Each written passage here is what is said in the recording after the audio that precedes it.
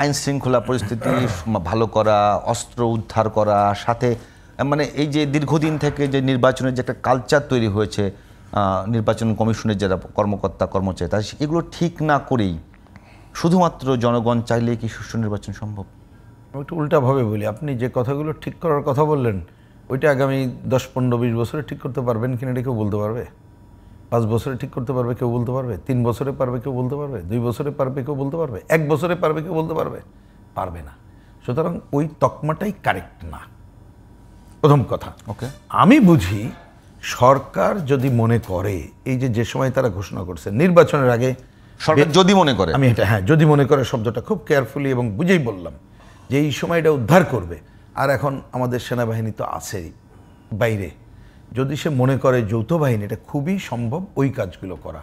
কিন্তু এটা দুদুভাই যেটা বলেছেন বর্তমান প্রেক্ষাপটে খুবই গুরুত্বপূর্ণ বক্তব্য হচ্ছে, আপনি জনগণকে যদি আমরা উদ্বুদ্ধ করতে পারি তাহলে জনগণই হবে রক্ষা কবচ। যদি এই কথা বলার মধ্য দিয়ে আপনি আমার যদি প্রশ্ন করেন তার মানে কালকে কি জনগণ রাস্তায় দাঁড়ায় সব ভালোভাবে করতে পারবে, আমি তা মনে করছি না, কিন্তু সেইটাই হবে প্রধান রক্ষা কবচ।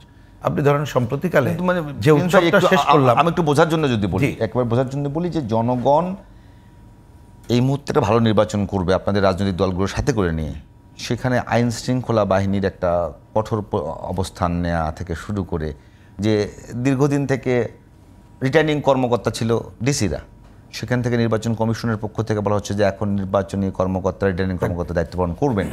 তো এইগুলো বিষয় ঠিকঠাক না করে যদি এই মুহূর্তে নির্বাচন দেওয়া যায়, আমার কথা হচ্ছে আমি ক্লিয়ার, বাংলাদেশের মানুষের মধ্যে নির্বাচনী কালচার কি রকম? এই যে এই মুহূর্তে যে কথাটা বলছেন এটা আমরা কবে থেকে বলছি? 1 বছর ধরে তো বলছি। তো তাহলে এই মুহূর্তে কবে শেষ হবে? এই মুহূর্তে তো আমি আজীবনের জন্য রক্ষা করতে দলগুলোর পক্ষ থেকে কোনো সমস্যা না, সেই পরিষ্কার করে বলছি অবশ্যই ছিল, প্রত্যেকটা মুহূর্তে ছিল। আমি এই কথাটাই বলছি, এই কাজগুলো এক্ষুনি যা আছে এই যে সময় যথেষ্ট, ওইটাকেও উইনওভার করা সম্ভব। আপনি 100% তো ভালো বিবেচনা করাটা ভুল। আমি বলছি ওইটা আপনি কাউকে আপনি কনফার্ম করতে পারবেন না যে 100 ভাগ ঠিক হয়েছে, ওইটার দরকার নেই। যে কাজগুলোর কথা বললেন এই কাজগুলো খুবই সম্ভব যদি সরকার, আবার যদি বেশি সরকার যদি তার নিরপেক্ষ থাকে, তার বিশেষ কোনো দলগুলোর প্রতি বায়াসনেস না থাকে, খুবই সম্ভব এই সময়। আর জনগণের কথাটা কেন আসছে ওই কথাটা বলতে যেয়ে তখন বলতে পারিনি, বলি দেখেন এইবারও যে উৎসবটা আমরা শেষ করলাম, আপনি দেখবেন যেসব জায়গায় জনগণ, স্থানীয় জনগণ নিজেরাই রক্ষা ছিল, সেই জায়গায় কোনো সংকট হয়নি। আমি নিজে এবার ঢাকার বাইরে অজস্র অঞ্চলে গিয়েছি, সেখানে দেখলাম যেখানে কোনো সংকট নাই আমি কোনো পুলিশ টুলিশ দেখিনি রে ভাই, দূরে দাঁড়ানো দেখেছি, আমি দেখেছি লোকাল পাবলিক। তার মানে প্রশ্নটা একটু শেষ করি, কথাটা বোঝেন, এটা বুঝতে হবে, এইটাকে তো উদ্বুদ্ধ করার ব্যাপার। তা আপনি রাজনৈতিক দলগুলোকে যদি আস্থায় নেন, রাজনৈতিক দলগুলো সেই দায়িত্ব পালন করতে পারবে, করবে না কেন? যদি না করে, আমি কিন্তু 100 ভাগ হবে আমি তা বলছি না, কিন্তু সেই কাজটা করতে পারলে আপনি সরকারও ওই দায়িত্ব পালন করবে, প্রশাসন তার দায়িত্ব পালন করবে, এবং রাজনৈতিক দলগুলো করার মধ্য দিয়ে আমরা একটা নির্বাচনের দিকে যেতে পারবো। কিন্তু আমরা আজকে এই 1 বছর 12 মাস ধরে একই কথাই বলছি, এটা হলে ওটা হলে ওটা হলে, ওই গেল না, নির্বাচন কমিশন কেন গেল না? আলোচনা মনে হয় অন্য আমি দিকে যাচ্ছি। আমি একটু কথা বলি যে বিষয়টা হলো এই সরকারের যে কথাগুলো বলা হচ্ছে, যে এই সরকার গেল 1 বছরে, দুদুভাইজির বলছিলেন যে 13 মাসে এখন পর্যন্ত 6টা সংস্কারও করে নাই। এখন প্রশ্ন হলো নির্বাচন করবার জন্য যত কথাই বলেন যে বাংলাদেশের যে কালচার, জোর যার মুল্লুক, তার মানে জোর করে মানে কেন্দ্র দখল করা, এটা তো মানুষের মধ্যেই আছে। তো সেটাকে ঠেকানোর জন্য আইন শৃঙ্খলা বাহিনীর সদস্যদের দরকার হয়। পুলিশ বাহিনীর ভিতরে এখন পর্যন্ত সেই যে মনোবল ফেরত নিয়ে আসা, এবং সেই সময় আসলে আর্মিকে প্রয়োজন হবে কিনা, আরপিওতে যুক্ত করা আছে, তো এগুলো সব তো সরকারের পক্ষ থেকেই হবে। আপনারাই বলছেন যে সেই ধরনের কোনো ব্যবস্থা এখন পর্যন্ত আমরা দেখছি না। আবার আপনি বলছেন যদি সরকার করে, সরকারের মধ্যে সেই সদিচ্ছাটা পেয়েছেন কিনা?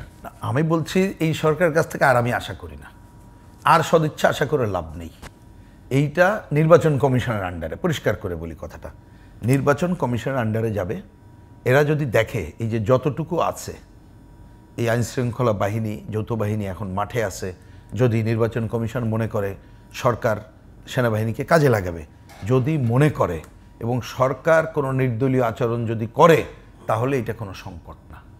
ওই যে 3 মাসের উদাহরণ সাবুদ্দিন সাহেবের উদাহরণ দিয়েছেন, এই সময় আপনি হিস্ট্রিতে দেখবেন এইটা কোনো সমস্যাই না। আমরা বাড়তি যে শব্দটা যোগ করেছি যে এই সময় জনগণের কতগুলো দায় দায়িত্ব আছে, এবং আপনি ওই জনগণকে যদি খালি অ্যাসিওর করতে পারেন যে তোমরা নিজের ভোট নিজে পাহারা দিয়ে নিশ্চিত করো আমরা সরকার তোমার সাথে আছি, নির্বাচন কমিশন আছি, তাহলে দেখবেন এই সংকট ওই পরিমাণ থাকবে না। এইটা হচ্ছে মূল কথা। সুতরাং এইখানে যদি কিন্তু কথা না, বরঞ্চ আমি বলছি, আমি আপনাকে পাল্টা প্রশ্ন মানে আপনার মাধ্যমে অন্যদেরকে বলছি, দেখেন আপনি একটা ভালো নির্বাচনের জন্য খালি আইন শৃঙ্খলার দিকে তাকাইতেছেন কেন? ওটা তো জরুরি, কিন্তু টাকার খেলা একটা ফ্যাক্টর না? ওই যে বললেন পেশি শক্তি একটা ফ্যাক্টর না? পেশি শক্তি যদি আইন শৃঙ্খলা শেষ করি না, পেশি শক্তিটা আগে আইন শৃঙ্খলা না, পেশি শক্তি হচ্ছে নিয়ম কানুনের ব্যাপার, খালি আইন শৃঙ্খলাও না। যে আপনি পেশি শক্তি কেউ ব্যবহার করে যদি করে, নির্বাচন কমিশন যা ক্ষমতা আছে ক্ষমতার বদলে ওই প্রার্থীর মেম্বারশিপ ওইখান থেকে বাতিল শুধু করবে না, পরে নির্বাচিত হওয়ার পরেও বাতিল করবে। অলরেডি এগুলো আলোচনা আসছে, আপনি সেইগুলো কি মানুষের কাছে আনতে পারছি? আমি তো পারি নাই। আমি বলছি ওইটাকে জোর দিই।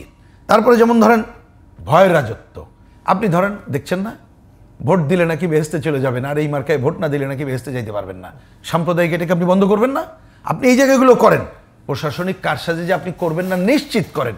এইটা নিশ্চিত করে জনগণের কাছে যদি এই মেসেজটা দিতে পারেন যে তুমি যদি টাকার খেলা খেলো, তুমি যদি পেশি শক্তি করো, ওইখানে কিছু না করলেও এইখানের যে নির্বাচন কমিশন ডিসি সাহেবরা আর দলীয় থাকবে না, যাদের দায়িত্ব দিচ্ছি তারা যদি রিপোর্ট করে প্রমাণ হয় জিতলেও তোমার কি বলবো যে ওই এমপিগিরি বাতিল হয়ে যাবে।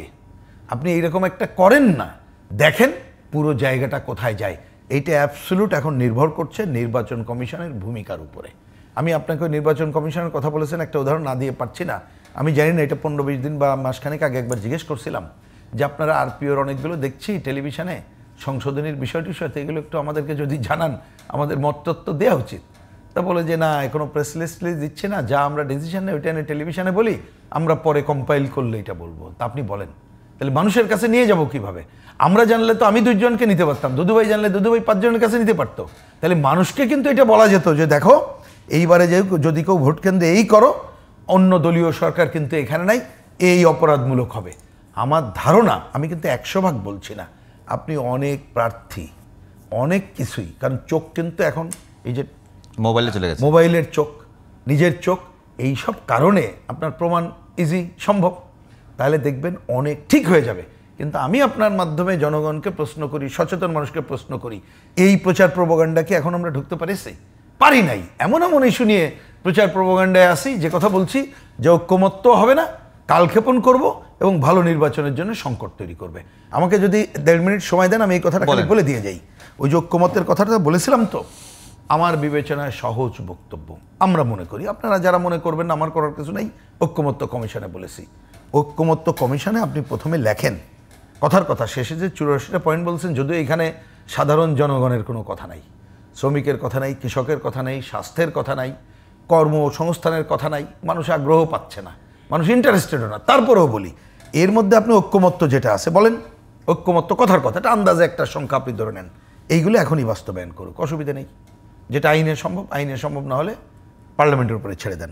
দ্বিতীয়ত, নোট অফ ডিসেন্ট বা ঘোরতর দ্বিমত আছেন, আপনি বলে দেন এগুলো আছে, আগামীতে নির্বাচনে গেলে তারা বাস্তবায়ন করবে। আর কোনো পয়েন্টকেও বাস্তবায়ন করার পরে, ধরেন কথার কথা বিএনপি যে একটা বাস্তবায়ন করলো, আমি দ্বিমত থাকলে আমি পলিটিক্যাল ফাইট করব, কোনো অসুবিধা নেই। বিএনপি করবে, আমি আবার জিতে এসে আমারটা বাস্তবায়ন করার চেষ্টা করব। তার মানে এই সবটাই ছেড়ে দিতে হবে জনগণের উপরে। জনগণ যদি দেখে যে ঐক্যমত্যের পরে নোট অফ ডিসেন্ট যারা দিয়েছে এইগুলো খুবই আমার জেনুইন, তাকে জিতাবে বাস্তবায়ন করার জন্য। তাই না হলে ওই আমি ফরেন সার্ভিস একাডেমিতে কয়েকজন বিশেষজ্ঞ আর আমরা কয়েক দল মিলে যেটা করলাম, আমাদের কি জনগণের ম্যান্ডেট আছে রে ভাই? জনগণের ম্যান্ডেট তো নাই, কিন্তু আমরা যতটুকু পারি এগিয়ে রাখতে চাই। এইটাকে যদি প্র্যাকটিক্যাল ধরতে পারি তাহলে আমি সংকট দেখি না। কিন্তু একটা সুযোগ পেয়েছি, জোর জুলুম করে নিজের কতগুলো আইডিয়া চাপিয়ে দেওয়ার কথা যদি বলে আগাতে চাই, আলটিমেটলি এই এত বড় গণ অভ্যুত্থানের পরে যে গণতন্ত্রের যাত্রার, আমি যাত্রা বলছি, এটাকে একেবারেই সব কামিয়াব হয়ে যাবে তা মনে করছি না। এই যাত্রার পথ যদি বাধাগ্রস্ত হয়, দেখবেন অপশক্তি, পতিত শক্তি নানা অংশ নানা ধরনের সংকট তৈরি করবে, শেষে মানুষের মধ্যে হতাশা বাড়বে, যেটা আমরা মনে করি সেটা খুবই ক্ষতিকর হবে। এই যে শত শত মানুষের রক্ত দেওয়া, হাজার হাজার মানুষের পঙ্গুত্ব বরণ করা, এইটাকে মোটেই আমাদের কাঙ্ক্ষিত না। সুতরাং দ্রুততম সময়ে ভালো নির্বাচন, তার জন্য যা যা সংস্কার করা দরকার ওইটা যথেষ্ট সময় আছে, সময় নাই আমি তা মনে করি না। ওই পথে হাঁটা দরকার এবং মানুষের মধ্যে একটা নির্বাচনী আবহাওয়া তৈরি করা দরকার। এইটা ছাড়া কিন্তু আমাদের ছোট করে বলি, তাহলে কি বলছেন জুলাই সনদ যে অবস্থায় আছে, এই অবস্থায় সব রাজনৈতিক দলগুলো মানে যে অবস্থায় থাকুক স্বাক্ষর করা? না আমি তো বলেছি ওই যে এই শব্দটাই তো বুঝাইতে পারি না। জুলাই সনদ নামে যেটা করেছে, কি করেছে আপনি কি এটা বলতে পারবেন? আমি তো আবারও একই কথা বলছি, আবার কথা বলতে হলো। প্রথমে একটা ভূমিকা আছে, ভূমিকা নিয়ে তো একমত হওয়া কঠিন, বাস্তবায়ন পদ্ধতি একমত হওয়া কঠিন। ওইখানে ওনারা 84টা পয়েন্টে লিখেছে, 84 পয়েন্টে সব পয়েন্টে একমত নাই। নোট অফ ডিসেন্ট আছে, ঘোরতর তো ওটা সই হয় কিভাবে? আমি তো বুঝি না এটা কি সম্ভব কখনো? এটা তো হবে না। ধরেন এখানে 3 জন আছি, এই 3 জনে যদি ঘোরতর কোনোটাই দ্বিমত করি, কোনোটা কেউ যদি নোট অফ ডিসেন্ট দেয় আর কোনোটাই একমত না হয়, এই 3 জনে কি সই করা সম্ভব ভাই?